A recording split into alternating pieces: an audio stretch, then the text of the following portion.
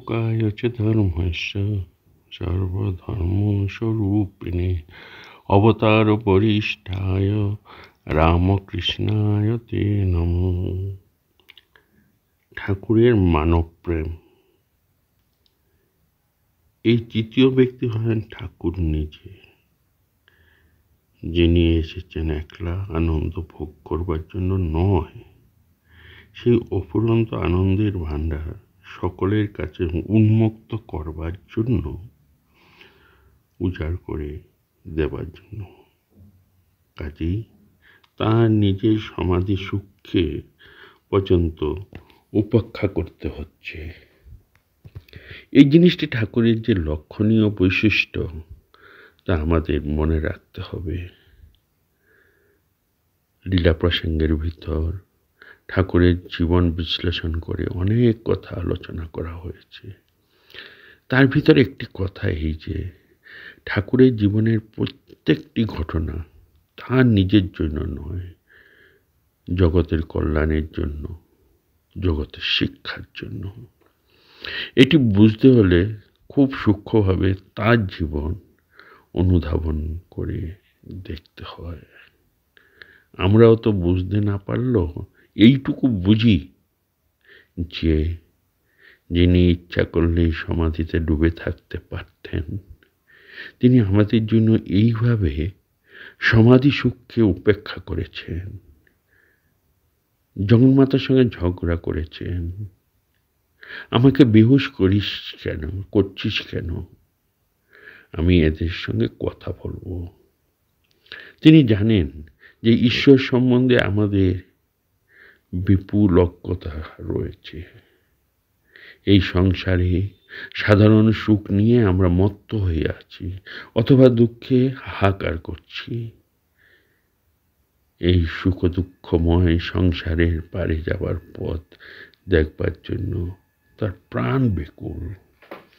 শুধু নিজের প্রাণ নয়, তার পার্শ্বদেরও প্রাণ যাতে অনুরূপভাবে বেকুল হয়, সেই জন্য তাদের সেইভাবেই তৈরি করেছেন।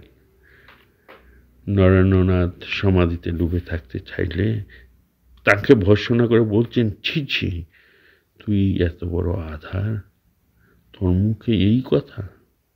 কোথায় একটি বিশাল বট গাছের মতো হবি, তোর ছায়ায় হাজার হাজার লোক আশ্রয় পাবে। তা না হয়ে তুই কিনা শুধু নিজের মুক্তি চাস, এ তো অতি তুচ্ছ হীন কথা। না রে, এত ছোট নজর করিসনি। শিশিমাকেও ঠাকুর বলেছিলেন, কলকাতার লোকগুলো যেন অন্ধকারে পোকার মতো কিলবিল করছে, তুমি তাদের দেখো। তার জীবন সমর্পিত হয়েছে আমাদের জন্য, এবং তাঁর যারা সাঙ্গপাঙ্গ, যারা তার লীলা সহায়ক হয়ে এসেছিলেন, তাঁদের প্রত্যেককে তিনি জগদ্ধিতায় উদ্বুদ্ধ করেছেন। বলেছেন, তোমার জীবনের যে আনন্দ, সেই অসীম আধ্যাত্মিক আনন্দ শুধু নিজে ভোগ করার জন্যই তুমি জগতে আসনি, এসেছ এই জগৎকে সেই আনন্দের সন্ধান দেবার জন্য। এই হলো ঠাকুরের জীবনের মূল কথা। তিনি তার নিজের জন্য কিছু করছেন না, করছেন সকলের জন্য। এবং সেই করাটা কি না, মানুষকে সমস্ত দুঃখ কষ্টের পারে নিয়ে যাওয়া, তার অজ্ঞাত যে আনন্দ, সেই আনন্দের সন্ধান দেওয়া। শুধু সন্ধান দেওয়া নয়, হাত ধরে থাকে ওইখানে পৌঁছে দেওয়া। বলছেন, যা করবার আমি করেছি, তোমাদের আর বেশি কিছু করতে হবে না, এই আলো দেখে চলে এসো।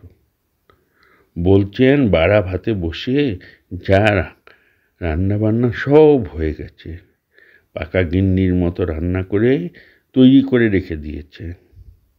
বাড়া আছে সব, আমাদের শুধু খেতে বসতে হবে, খেতে হবে।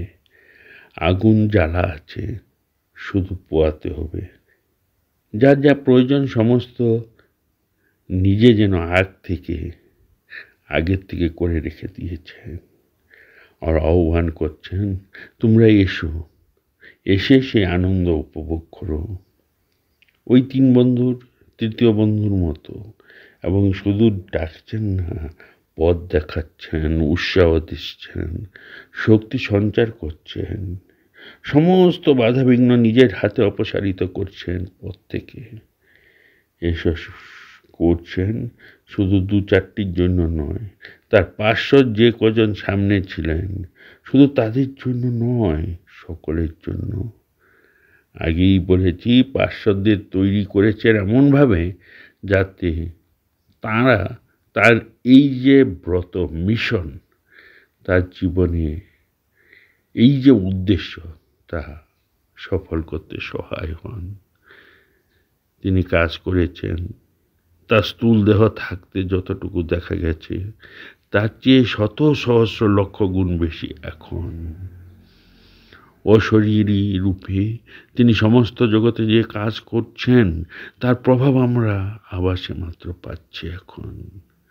স্বামীজি বলছেন, যা কালে পরিণত হবে তার আভাস মাত্র আমরা পাচ্ছি, পুরো চিত্রটি আমাদের সামনে নেই। ক্রমশ যেন সেটি পরিস্পুষ্ট হচ্ছে এবং তার এই ক্রমশ পরিস্ফুটনের আভাস আমরা দেখতে পাচ্ছি। দেখে আমরা আশ্চর্য হচ্ছি, অবাক হয়ে যাচ্ছি, আর ভাবছি কালে না জানি কি হবে।